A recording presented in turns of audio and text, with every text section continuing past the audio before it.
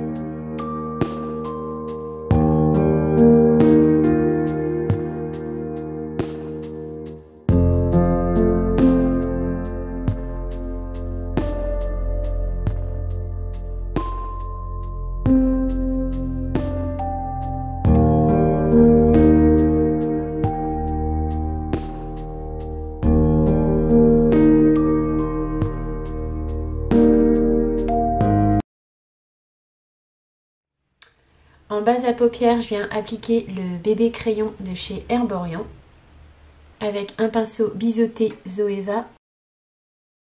Bon, j'ai pas mal d'eczéma, donc on va essayer de camoufler tout ça. Je vais mettre des petits scotch pour bien délimiter la forme de ce que je veux faire au niveau des yeux. Donc là, c'est tout simplement du scotch du peintre. Donc ça, vous trouvez à Leroy Merlin. Hein. Mais c'est bien parce que ça colle pas trop à la peau. C'est pas super esthétique, mais vous abîme pas la peau parce que ça colle à peine. À la base, c'est fait pour mettre sur du papier peint et pour pas arracher la peinture. Donc c'est assez adapté.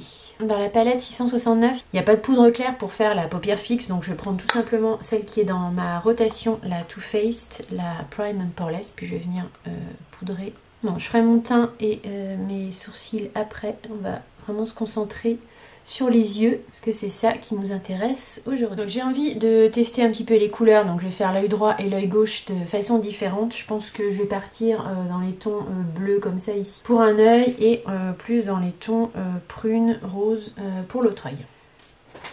Ah, je suis contrariée parce que je voulais faire le test avec des lentilles et en fait des lentilles Just for Kira qui m'ont été envoyées gratuitement et du coup je peux pas parce que je viens de lire sur le truc qu'il fallait en fait les mettre à tremper dans une solution de décontamination à peu près 8 heures avant l'usage et où j'avais pas pensé à ça. Moi je faisais pas ça avec mes lentilles, enfin bref j'ai pas pensé à ça. C'est une marque que je teste, je veux quand même faire les trucs réglo donc foutu, je peux pas la faire aujourd'hui donc je suis contrariée. En creux de paupières, pour le premier œil, je pense que je vais prendre la teinte ici Serafina. Je vais peut-être la mélanger avec celle-ci parce que j'ai peur que celle-ci soit un peu foncée. Donc Serafina et le kaki ici, c'est Sabrina. Déjà, première impression, je peux vous dire que c'est super bien pigmenté, ça ne fait aucun patch, ça se travaille à merveille. Premier test du premier fard mat. Sans faute, super qualité là. Je vous rapproche un peu pour le make-up des yeux. Je vais pas rajouter en fait la couleur kaki comme je vous ai dit au début, la couleur Sabrina. Je vais laisser comme ça parce que je trouve que c'est un marron mais ça va, il est quand même assez doux, il est pas trop foncé. C'est super joli. Je vais venir faire un cut crease parce que bon, j'ai envie de faire quand même un truc assez intense. Ce sera pas un maquillage d'Halloween, hein. Ce sera un maquillage test de la palette. Je me sens pas assez experte pour faire ce type de make-up. Faut vraiment savoir, faut vraiment avoir le savoir-faire. C'est me maquiller au quotidien, mais pour faire des choses vraiment artistiques, je me trouve pas assez forte, donc j'ai pas envie de faire un truc qui va pas trop me plaire. Donc je vais faire quelque chose de pas forcément halloweenesque. Bon, voilà, le cut crease. Donc ce que j'ai envie de faire, c'est de mettre cette couleur duochrome ici en milieu de paupière. Donc ça, c'est la teinte Medusa. Et en coin interne, j'ai envie de mettre ce vert ici, qui est la teinte Zelda. La teinte Medusa, c'est un duochrome. Je vais en rajouter un petit peu au doigt. Il y a pas mal de reflets dans cette teinte. Je ne sais pas si vous voyez là, bon, il ne fait pas très clair, il n'y a pas beaucoup de lumière dehors, mais on voit quand même que c'est une teinte voilà, multichrome. Je vais maintenant mettre en coin interne la teinte Zelda.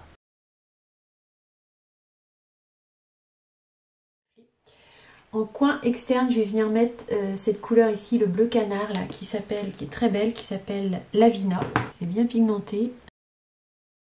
Bon, après, c'est un maquillage quand même assez dark. Hein. C'est pas une palette pour faire des maquillages tous les jours, c'est quand même plus orienté smoky, dark, Halloween. Pourquoi j'ai plus de focus là? Donc voilà, ça fait un maquillage quand même assez dark, hein, assez smoky. D'ailleurs, cette palette, elle est vendue plutôt comme ça pour faire des maquillages, des smoky, des maquillages assez intenses. Mais là, je trouve que ça rend pas mal. En creux de paupière, je vais donc mettre la teinte Pétula, qui est un prune, bordeaux, prune. Je sais plus les couleurs, moi. Et même constat qu'avec la teinte marron, qu'avec la teinte Serafina, ça ne fait aucun patch. Vous voyez, c'est hyper pigmenté, mais voilà, c'est tout smooth, ça se travaille hyper bien. C'est vraiment du bonheur, vous pouvez pas trop vous louper avec cette palette. Hein. Vu que c'est pas du tout patchy, que ça se travaille, c'est entre la poudre et la crème un peu, j'ai l'impression en fait. Et franchement, ça se travaille mais hyper bien. Limite, vous posez la couleur et ça se travaille toute seule. Les mats sont vraiment de super qualité. Hein. Je suis assez bluffée là. Merci ma petite Martine. Je vais refaire un cut crease parce que comme c'est quand même des couleurs assez marquées, que j'ai des petites paupières.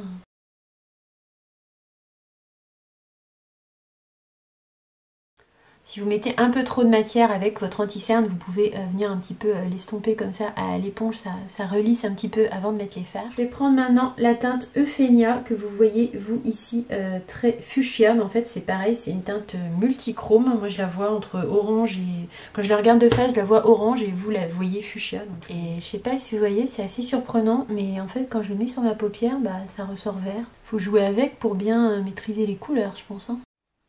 En coin interne, je vais mettre cette teinte là qui est multichrome, duochrome et c'est la teinte Freya. Pour ça, je prends tout simplement l'autre embout de mon pinceau. Ça, c'était un pinceau Action. Bon, j'essaye de vous montrer de près. Alors, les fards multichrome, c'est vrai que c'est sympa, mais au final, on ne sait jamais trop finalement ce que ça va rendre. Donc bon, après, c'est joli, hein. Il y a plein de reflets. Si vous voyez là, vous avez les reflets bleus, verts, c'est joli. Et là, on a quand même des reflets roses, fuchsia, mais il y a aussi du vert. Donc je vais restomper un petit peu ici et je vais essayer de foncer un petit peu le coin externe. Je vais prendre la teinte Mercredi ici, mais alors je vais y aller vraiment mollo parce que je ne veux pas non plus trop foncer.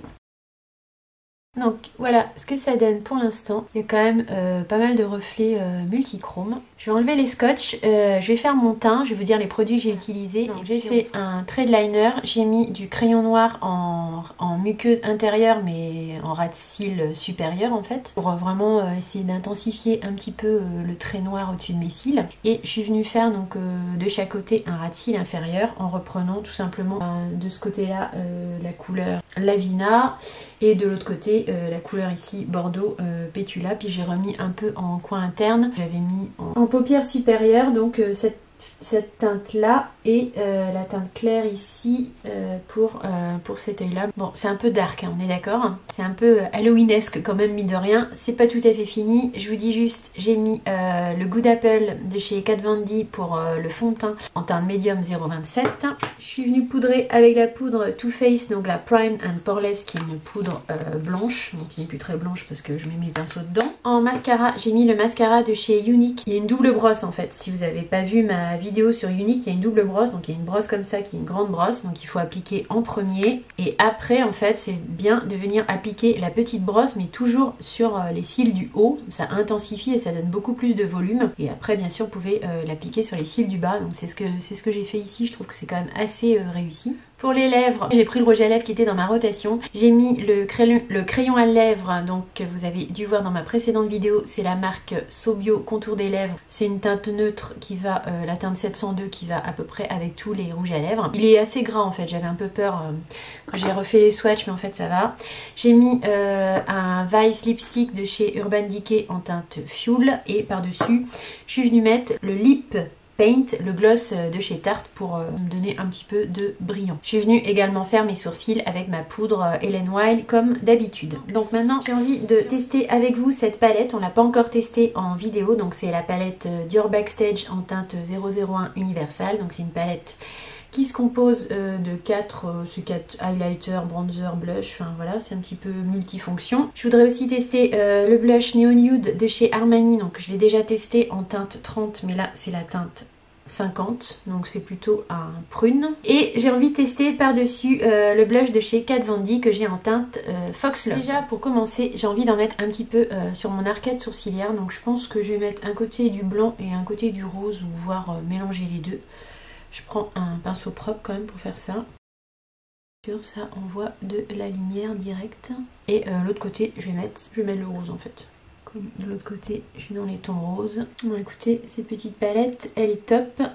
C'est très très lumineux. Bon après, ça marque un petit peu la texture ici forcément. Parce que j'ai des paupières un petit peu matures hein, forcément. Mais ça donne de la lumière. Je trouve qu'on est dans un maquillage dramatique. Donc c'est pas mal. Dramatique au sens théâtral, hein, attention. Je vais en mettre également un petit peu en highlighter. J'ai presque envie de mélanger la teinte rose et la teinte un peu plus champagne ici. Bon, c'est une poudre très fine hein, qui marque pas la texture de peau. Le blush Neon Nude de chez Armani, je vais venir l'appliquer avec un stippling brush. J'arrive enfin à le dire correctement. Je vais pas en mettre trop parce que par-dessus je vais venir mettre le blush de chez Kat Von D. J'aime bien la couleur, petite couleur un peu bois de rose, c'est très sympa. Ça s'applique facilement, c'est pas trop pigmenté, ça vient pas faire des grosses traces. Ça se fond très bien je trouve à la peau, ça se fond bien au goût d'apple que j'ai mis avant. Pourtant je l'ai poudré hein, mais là je suis en train de mettre, j'ai poudré le goût d'apple et là je suis en train de venir mettre une texture crème. Et ça fonctionne plutôt bien. Je l'ai déjà en teinte 30 et je l'avais déjà trouvé très très bien dans la teinte un petit peu terre de sienne qui est la teinte 30. Il est joli, hein, ça donne c'est une belle couleur, franchement j'aime bien, ça donne un petit effet bonne mine. Pour l'automne, un petit bois de rose comme ça, c'est plutôt sympa. Je valide. Par-dessus, je vais appliquer le blush, donc c'est les Everlasting Blush, là c'est la teinte Fox Love, donc c'est un blush de chez KVD. J'aime beaucoup le packaging, c'est plastifié, un petit peu gothique. Je vais venir en mettre un petit peu par-dessus. Ah oui, c'est bien pigmenté là, pour le coup, faut y aller doucement. Bah écoutez, le combo des deux, je trouve que ça fonctionne plutôt pas mal. Bon là j'en ai mis un petit peu trop, tant pis. Mais voilà, c'est des teintes qui rehaussent un peu les joues sans être vraiment marquées. Ça vous donne juste une bonne mine et c'est plutôt dans les tons bois de rose. Le combo des deux, on est sur des camailleux un petit peu similaires. Bon, j'ai envie d'essayer de me faire une petite araignée ici. J'espère que je vais pas me louper complètement. Voilà ma petite araignée. C'est la première fois que je me fais une araignée. Je vous avouerai que j'ai pas une super observation des araignées parce qu'en général quand il y en a une je reste pas à les regarder. J'ai juste fait ça avec un liner, un espèce de dessin d'araignée, puis je suis venue rejoindre avec un petit trait vers l'œil. Je m'amuse hein, je me suis amusée à faire une petite toile d'araignée finalement.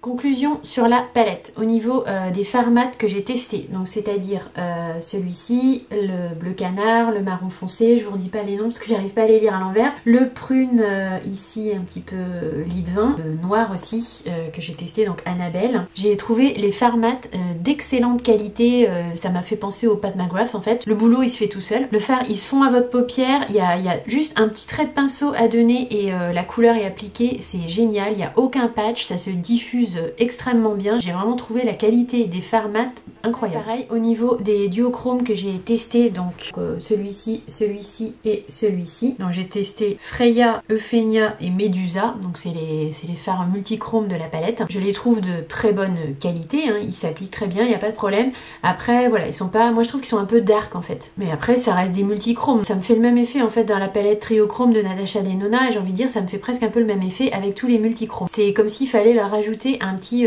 topper de couleur en fait par-dessus. Après c'est mon impression, c'est peut-être moi qui sais pas bien les manipuler. J'ai vraiment des beaux reflets multichromes sur les yeux, je trouve que de ce point de vue là c'est super réussi. Ça pourrait être encore plus lumineux. Voilà, en fait c'est pas du tout un défaut des fards ou un défaut de la palette, c'est je pense les fards multichromes qui se veulent comme ça, faut juste le savoir. C'est pas une palette pour tous les jours, c'est pas une palette pour faire des make-up nude. Franchement là je regarde les couleurs, mais non je pense pas qu'on puisse trop faire du nude avec ça, mais il y a des couleurs vraiment superbes, super intéressantes, notamment pour la période d'Halloween effectivement, sans compter que la qualité est pour moi, enfin de ceux que j'ai testés, j'ai pas testé tous les fards, mais franchement la qualité est au top. Vous voyez cette palette par exemple elle m'est revenue à 57 €. Si on compare par exemple avec la Outrera de Sanana, elle était à peu près dans les mêmes prix, enfin elle est à 49. Franchement c'est incomparable au niveau de la qualité des fards. Je pense que Martin Cosmetics c'est quand même un très bon rapport qualité-prix, niveau packaging, niveau qualité des fards. Elle est à 54 € sans les frais d'envoi. Franchement là on tient quelque chose. Si ce type de color story et d'univers vous plaît, je suis sûre que cette palette va vous plaire. Voilà, j'ai pas de partenariat avec Martin Cosmetics hein, malheureusement, je vous donne mon avis honnête et sincère. Moi en tout cas je regrette pas, je l'aime beaucoup. Pour le reste des produits qu'on a testés en nouveauté, donc la palette Dior Backstage, sans surprise c'est une très bonne palette, c'est un coup de cœur, les poudres sont très fines, les teintes vont être faciles à appliquer. Vous voyez j'ai appliqué arcade sourcilière, ça fonctionne, highlighter ça fonctionne, c'est une très bonne palette multifonction. Le blush Neo Nude Armani en teinte 50, je l'aime beaucoup aussi, la teinte va être parfaite pour l'automne. Pareil que la teinte 030 que j'ai déjà testée. C'est un blush crème qui se fond très bien à la peau. Et j'ai beaucoup aimé aussi donc le blush de Kat Von D que j'ai en teinte Fox Love. Je trouve également que la poudre est très fine. Hein. Je vous l'ai peut-être pas mentionné, mais la poudre est très fine et se fond aussi bien à la peau. Elle marque pas du tout la texture de peau et c'est quand même assez pigmenté. Je trouve que c'est le type de couleur parfaite pour l'automne. Ça va surtout rehausser la couleur de vos joues et leur donner une bonne mine, ce qu'on cherche particulièrement en automne-hiver. Ma petite vidéo Halloweenesque sur la palette 669 de Martin Cosmetics est terminée. J'espère très sincèrement que la vidéo vous aura plu. J'espère qu'elle aura pu vous être utile si vous hésitez à acheter cette palette. J'espère très sincèrement que ce petit maquillage aux allures d'Halloween vous aura plu, ainsi que ma petite déco Halloween temporaire. Si tel est le cas, bien sûr, n'oubliez pas de mettre un petit like, un petit thumbs up, ça me fait toujours super plaisir. Je vous attends avec plaisir dans les commentaires. Et si ce n'est pas déjà fait, je vous invite à vous abonner à ma chaîne YouTube et à mon compte Insta pour ne rien manquer de mes prochaines aventures make-up. Je vous fais de gros bisous. Bye.